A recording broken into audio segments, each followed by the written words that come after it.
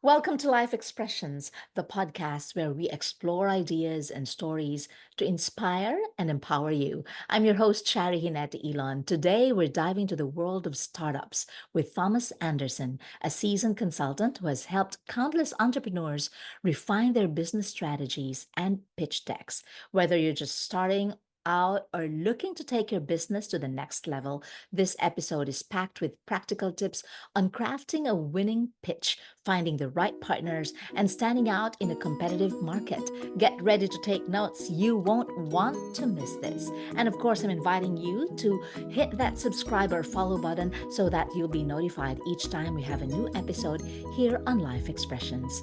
My guest is Thomas Andersen. He is a seasoned marketing and startup consultant with over 20 years of experience in consumer goods and pre-seed startup consulting.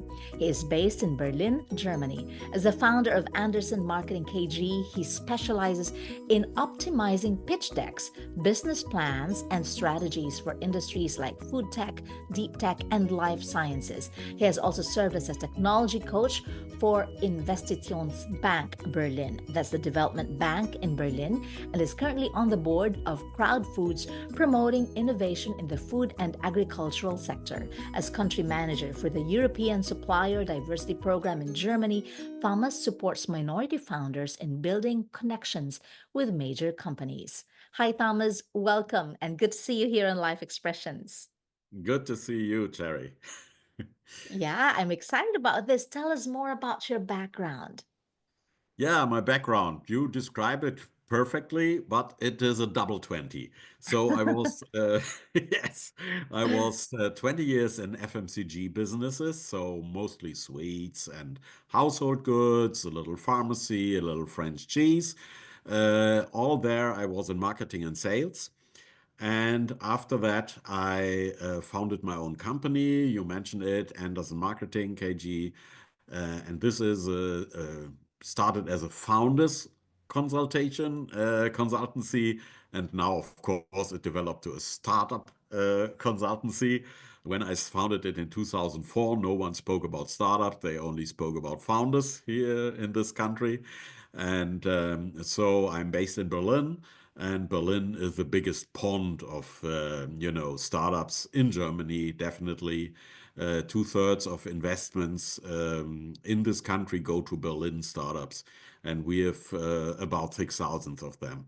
And Wow. every 3 days, there's founded another one. So we are really full of they're full of clients, and I really indulge in that to give advice and matchmaking. So I really also organize matching events between investors and startups, not only in the food era, but also in blockchain. I once did, and also some mixed things. So where food people, mobility people, and IT guys were pitching, and it's always great fun to bring people together and see how the sparks are developing between them. Yeah. Why did you decide to start your own consulting business? And what do you enjoy about doing this? Yeah. In my corporate time, it was always difficult for a guy like me in marketing, having always new ideas and new approaches to bring them through the company managers. And even if they saw that it is a good approach, they didn't have the money in sometimes to support me. And since I'm a very engaged person, curious to get my things done, and I I moved on from the corporate world to a world where I'm my own boss, where I can Yes. select my customers, and where I really can give a contribution to people where the chemistry is right and where the mission is correct, and so where I can contribute best out of my other experiences to bring them to the front. Yeah. Yeah.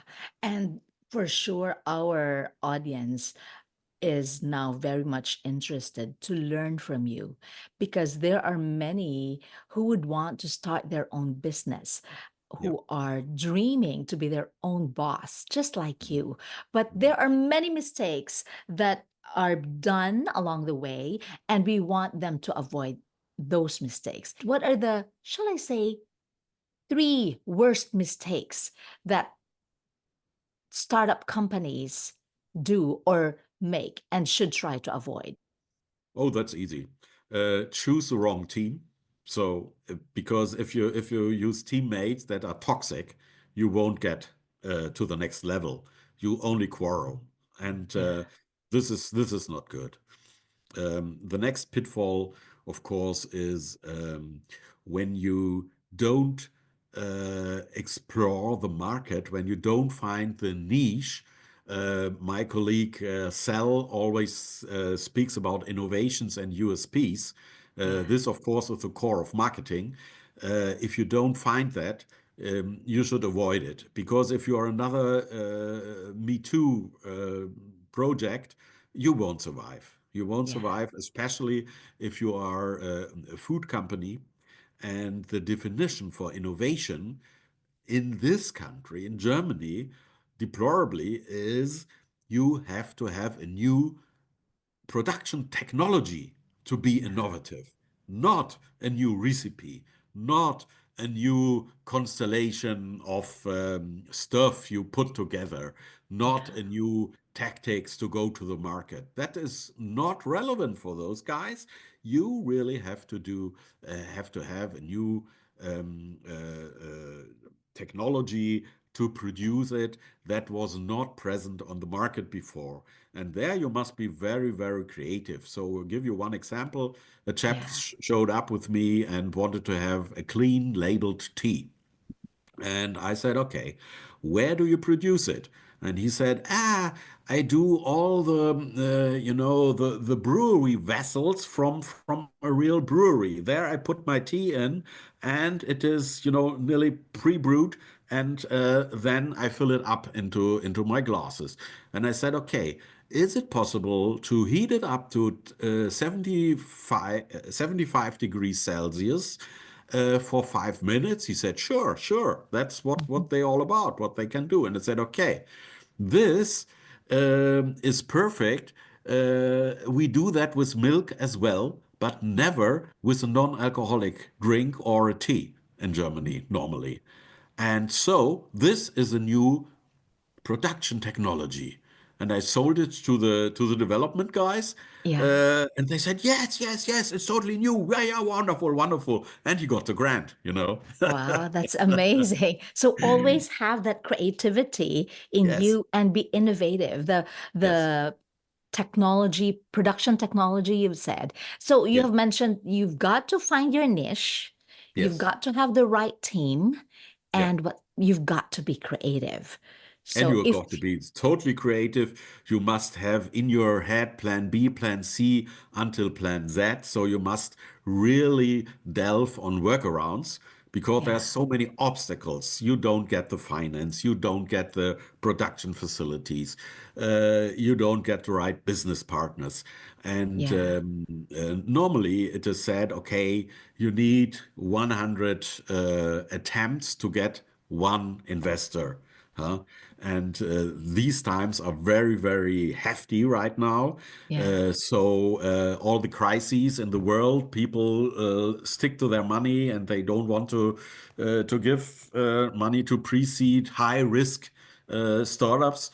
And so you really need 200 or 300 of them to get at least two or three that are heavily interested in your business. And to get them interested, you definitely have to have a USP, a thing that differs you from the rest, and also a team that demonstrates this USP. So their yeah, competencies are already there to be able to fulfill the promise you still have as a very young startup with no product in your hand. And yeah, if it is so much needed to have an MVP, minimal viable product in your hand, And if it is an IT startup and you just want to have, you know, a new app, then have a sketch of it. Have a sketch of the onboarding process, of the doings in this app and things like that. And go with a sketch to the Yeah.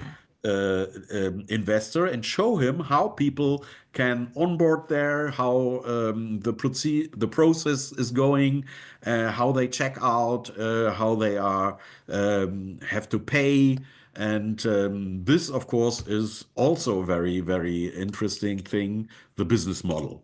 That Yeah. means how do you earn money? Huh? Yeah. Before we get into the business Yeah, model, you've mentioned yeah, the unique selling proposition, and they have to have at least something on their hand when they propose, even if yes. it's a technology, a product. But for other businesses as well, how can a new business person stand out from their competition? Yeah, this is this is a very good question.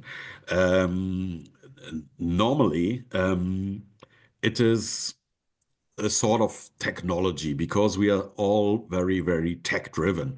especially with the rise of GAFA and people like that. So money goes where fantasies are. And fantasies, of course, with all the computer revolution came that you once have to develop a software, put it on a hard disk and sell it all over the world and get so much money just with a replicated hard disk. So this was how Microsoft went to $1 billion company. Yeah. But in these times, you really have to differ the verticals. So you have some things that are service oriented, and they are very difficult, you know, to have a growth story with it. Because if you have a personal consulting business, you really have to hire many consultants who fulfill your philosophy. And Yeah. this is much more time consuming and costly because 80% goes into consulting and into personnel costs than, for example, these technology guys who just invent one thing and replicate it and make the world happy with it. You know, and so it is very difficult to say this is recipe number one fitting for all to get to be successful. So it is really a preconditioning condition for a startup to have any experience in the vertical he is going to. Yeah. So if you are a dentist and want to be a farmer, this is difficult. Only if you're changing to a veteran, then you have at least a little medicine know-how before you go to that. But if you have a lateral development in your own career, then you Yeah. really must dig into these new things. And uh, what is never allowed for a startup to pitch in front of an investor and have no clue about the vertical you are in. They have it. They give you questions. And if you Yeah. can answer them about your competition, about the market conditions, about the history of the market, about the future of the market, then you are out. Yeah. Door is closed. So you must be the captain of your, not only your heart, but the captain of your vertical, the knowledge Yeah. captain of your vertical. Yeah. Otherwise, they won't discuss anymore with you because they say, okay, you had 3 years of digging in the dust in the mud of your vertical. Now you come to me, pitch in front of me, and you don't know what the competitors do. You don't know the exact rules, the informal rules of your vertical, of your branch. What shall I do with you? I can't put my money into a loser's purse. So Yeah. that's what they will answer, and so they really grill you whether you have the experience needed. Um, uh, anyway, you will have to pivot if you go with a strategic investor. Nearly all startups try to get a strategic investor who has you on a very loose line. That is, he is approachable for tips, for people who can help you on the way for distribution channels, but he comes from your vertical and knows everything about the Yeah. conditions on the market and gives you invites and but let you alone with operational stuff. So he let you grow, be your own growth story, but be your backbone if something goes wrong, or give more money or things like that. And he has to have the same wavelength that you have. And Yeah. so we have many impact investors right now who are for ESG developments and to protect the environment, to hold up the social ladder and things like that. And those guys are really important to have you on your side if you have a social business, for example, or an impact-driven business. Yeah. If you find such guys, they will keep you on a loose line, but give you all the intros you need to their companies who do the same, or to their maybe exited companies they have owned already in former times and things like that. So they bring you to the ecosphere of your vertical. This Yeah. is the core strategy for an impact and a strategic investor. Yeah. Mhm. So you've got to have the right knowledge Yes, of not just your business, but your competition and the industry. and And the you industry. could not go into something that you're not familiar with. And so you've also said that, yes, some investors may not say yes to you. You might have to approach 200 or 100 investors before you Yeah. finally get a yes. But the Yes. tip, how do you find the right investor? How do you find the right match for your business? Yeah. That is, of course, attending events like mine, so where I Yeah. match them, investors Yeah. and startups, but also go to fairs. For example, now we have started yesterday the Green Week, Grüne Woche in Berlin, where Yeah. all the foodies are. And I arranged with an association, a big association, that at least 7 startups will show up on their booth and have these 300,000 people that will visit the fair and all together in 10 days, that a certain portion of them will pass by, and so that they convey their story. And they are Yeah. all at the very start. For example, there are people that are not even on the market, a Taiwanese girl that does sell congee, for example, for the first time in Europe. And Yeah. I'm so proud of her because she developed so much in such a short time, and we help her with an association I'm on the board of, that is Crowd Foods. I think you mentioned it in the intro, and Crowdfoods is, let's say, a helping and a matchmaking association for food and agri-food startups.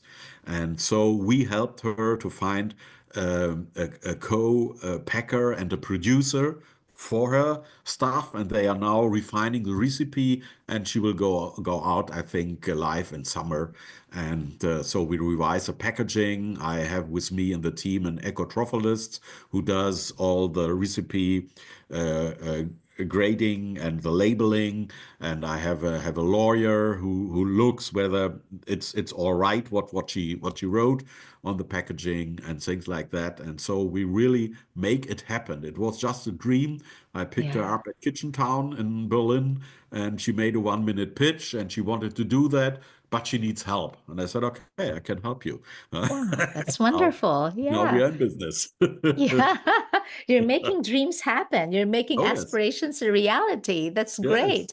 But yes, for yes. some startups, they, of course, prepare a business plan and they've Yeah, got to have the right business plan to yeah, start that company right. What are that's right. your tips on how to make a great business plan? Oh, for a great business plan. Yeah, it is not a PowerPoint thing. It is a business plan. And business plan is, its pros. And people are eye people, so they want to see something, and you have to Yeah. prove it. So if you have a thesis, you should at least have a scientific paper or a survey that is underlining this thesis. So having testifying it, and use pictures. So it is better to have a pitch deck first, which is Yeah. very graphic oriented, and then use the graphics from the pitch deck to put into the business plan. Yeah. What do you put in the pitch deck? So a pitch deck is normally you have four different pitch deck types. You have a teaser deck that is 5 slides where you arouse the appetite of the investor. So where you don't go into detail, but you say, okay, this is a vision, blah, blah, blah. Are you with me? Oh, I want to know more.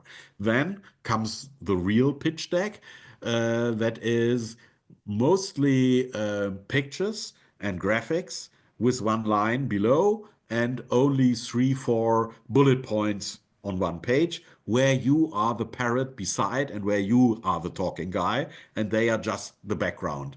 And then is the read deck. And this is so the pitch deck is normally 10 to 15 slides, not more, Yeah. Mhm. because you normally have 3 to 5 minutes to demonstrate it. And then there's a read deck that is a send away pitch deck where you are not standing aside, where the investor has to study on his own. And this is a compact business plan, if you want to say. And it is about 20 to 30 slides, where in all detail, but with many pictures, of course, again, you can, with longer text, describe what you really want. And this is it. And the core of the pitch deck, so just let me have just the titles, is problem and solution. So you Yeah. you show what you really is worse and what should be improved. Maybe also out of your own experience, you found that and you wanted to solve it and you fiddled 10 years and now you have the solution. That is the solution. Then, of course, comes the business model. How do you want to earn money? Yeah, Mhm. with this solution. The USP, Sal told a lot about it. So where to go to the blue ocean, swim in the blue ocean, not in the red ocean. Yes. Yeah. Yeah. Then, of course, the competition. I said it. If you don't know your competition, you are out of discussion. So Yeah. don't ever say I'm unique. There is no one like me. No one believes you because the world is full of ideas. And at the very end of the other world, where the investor might have been on a conference, he might have heard the same stance that you are now telling, but you don't know, but he knows. Yeah. So be careful with the uniqueness. Just say there are functional products that maybe intervene into my motives, but you are never unique.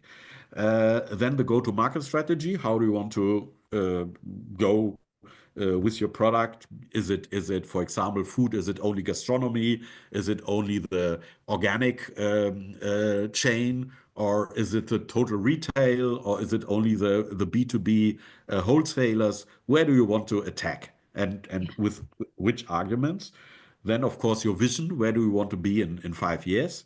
Also very important for an investor. Do you want to stay a boutique with 3 people and just deliver ideas to the market, or do you want to be, the next Unilever, huh, with thousands of people? We don't know. Then the team, as I said, must be qualified to do the job you are envisioning, and the financials. Which sum do you want and what for? Many people forget what for how they want to spend the money Yeah. they get. Huh? Is it Yeah. Yeah. personnel? Is it machinery? Is it marketing? If it B2C, it is a high percentage in marketing you have to invest.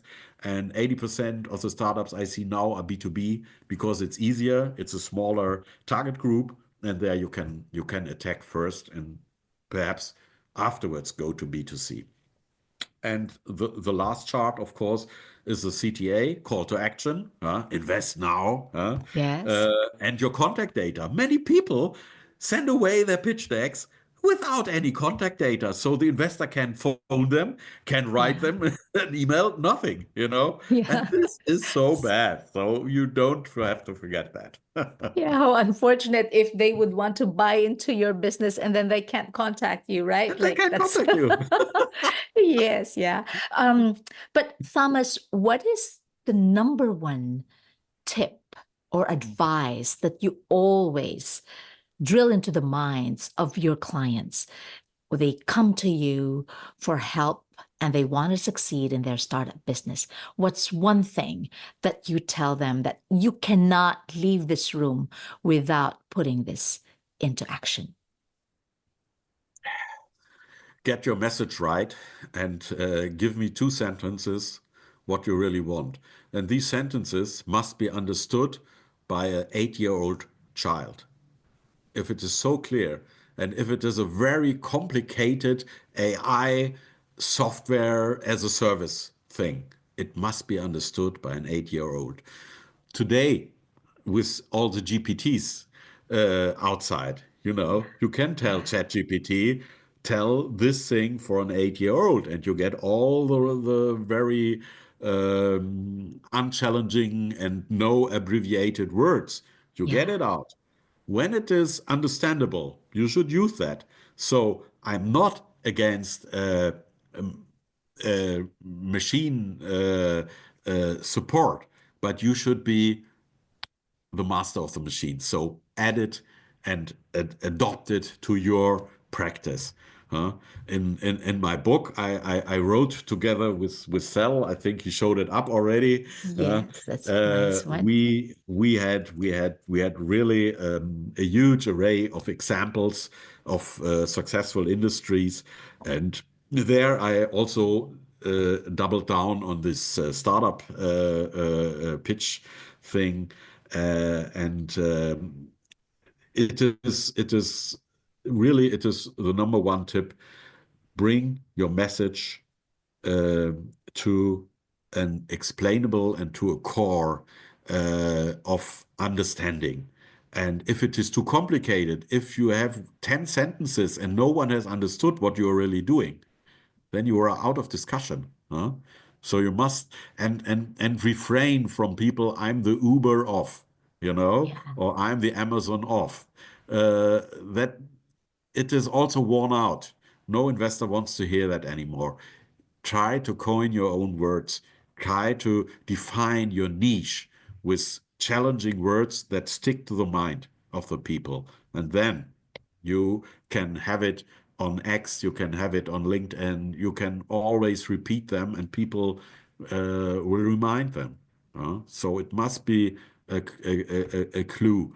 And since I come from the text and not from the financial side. Nevertheless, I've studied business administration. I should do, but I'm so fascinated by text lines that really cling to your mind.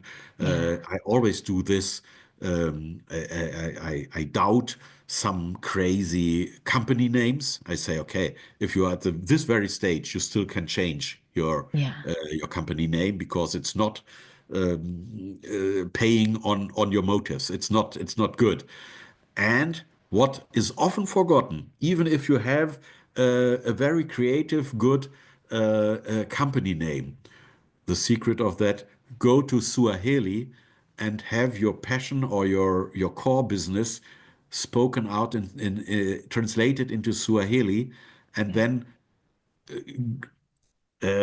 polish it a little and bring it back to English or German, and Oh, everyone says, oh, it's totally new, but what is it about? And then comes the secret. Have the good baseline, Xerox, the office information people, and everyone knows what it is, you know. yeah. And to have the second line very clear and very strict and repeat it and repeat it and repeat it, this is a secret for a good. marketing again. Yeah, that's the power of repetition. Thank you Yeah. so much, Thomas. That was a great conversation. I've learned a lot. And so I must say, our audience has appreciated your tips and the insights that you've shared with us. How can they find you? Where can they contact you? And tell us more about your book, Confessions of Two Dinosaurs. I understand you've written it with Sal Hatea, Yes. a friend that your friend, our common friend that has co-written that book with My you. virtual friend, my virtual, he Yeah. never saw us in person. He told you. Amazing technology, right? You're Yeah. in Berlin, I'm in Vancouver, and we have this chat. Like we're just having coffee together. Yeah, yeah, that's it. That's it. I'm Yeah. I'm already organizing the New Year's reception of the German Canadian Association right now. Oh, It's on the wow. 30th of January. Yeah, with all the embassy people there, and Yeah. I'm just I'm for the catering stuff. I That's was engaged. amazing. That's amazing. Yeah. That's the German Canadian Association, and Association. we organize since 1951, believe it or not, we organize world and travel programs of German students going to Canada Yeah. and be the prophet of Canadian way of life. Oh, Some yeah. even stay there and marry there. They never come Yeah. back to Germany. Huh? So much they are in love with your country, Yeah, and it's so beautiful we here. promote that very, very much. Yeah, Yeah, and one day I would visit Berlin too. And yeah. yes, again, yeah, Thomas, where can they contact you? They can contact me on my website. It is andersen-marketing.de. Uh, uh, all the details are done also in my book. Email address is ta@andersen-marketing.de. So Okay. happy to read some remarks. Yes, And of course, I'm perfect. on LinkedIn. There are 20 people, Thomas Andersons, on LinkedIn, but I'm the only one with mustache. So you will Oh, detect me easily. that's great. You have researched Yeah, all the Thomas Andersons in LinkedIn, sure. and you're the only one with a mustache. So you better connect with Thomas Anderson. Thank you so much, Thomas. Was a pleasure. The pleasure Thank is you. mine. Thank you so much for tuning in to Life Expressions. I hope you found today's conversation with Thomas inspiring and packed with practical insights to fuel your startup journey. One thing that I've learned is that you have to make sure that your message is clear and understandable, even by an 8-year-old. If you enjoy this episode, please share it with your friends, colleagues, and anyone who might benefit from these tips. Don't forget to follow or subscribe Life Expressions. We are on YouTube, Spotify, Apple Podcasts, and wherever you get your favorite podcasts. Your support helps us continue sharing stories and ideas that spark growth and transformation. I'm Chari Hinata Elon. Together we can recite my affirmation. I am a positive impact wherever I am, however I can. Till next time, here on Life Expressions. Thank you once again, Thomas. Thank you. Bye. Thank you. Bye.